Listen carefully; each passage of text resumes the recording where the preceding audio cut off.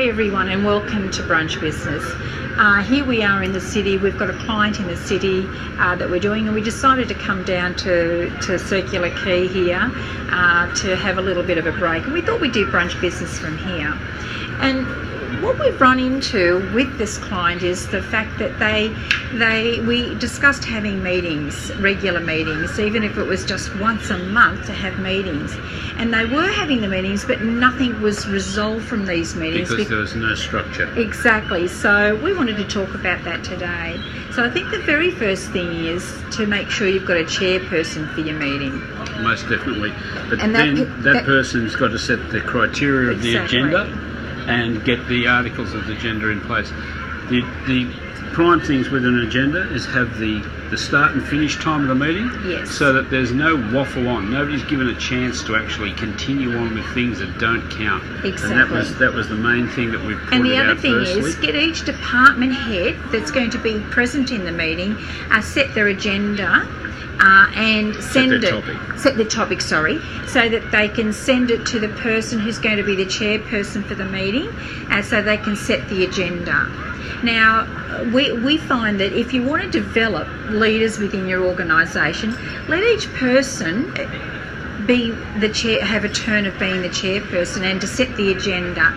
And what's the importance of the person being the chairperson for the meeting, Gary? Of course, it's about developing leadership in the person and making them understand the pressures that are put on, and during a meeting to actually control that meeting, control people and bring them into line. They'll have a better appreciation themselves of when they're spieling on in a meeting Exactly. that they need to be controlled and Yes. to keep things in that way. So keep things in check. And to find those outcomes as well, Yoli, Exactly. and have things dedicated to people so that people are responsible for those Yes. outcomes and everyone knows in which direction they've And the got to other go. important thing is too, Gary, is to have someone to take minutes, to take notes about what the resolution was for whatever the topics were for each department, to make sure that there's somebody taking notes or minutes, whatever you want to call it, and then to type it up and send back to all the department heads so the resolution is there so they can focus on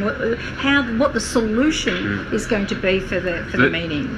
These people we've just been with, and they won't mind us talking about the meter. They were having meetings spasmodically. Yeah. Sometimes they were having them as frequently as a fortnight, but other times out for 6 weeks. The minutes would come back to the next meeting. Yes. Minutes have to go out to everybody in a very quick period of time. Exactly. They have to be out there so that everybody can have their Yes. work in place on what's taken place in the meeting, get the direction and hang on to those minutes. And then you've solved all the problems, you've got all the issues and the solutions. Then while you're still there in the meeting, you set the time and the date for the next meeting. That's right.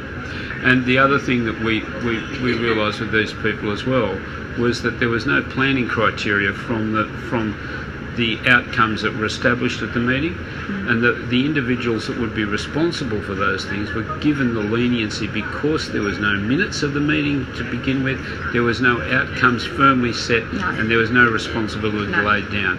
So all of those things again reverberate back through of the need and the things that are required for a successful meeting.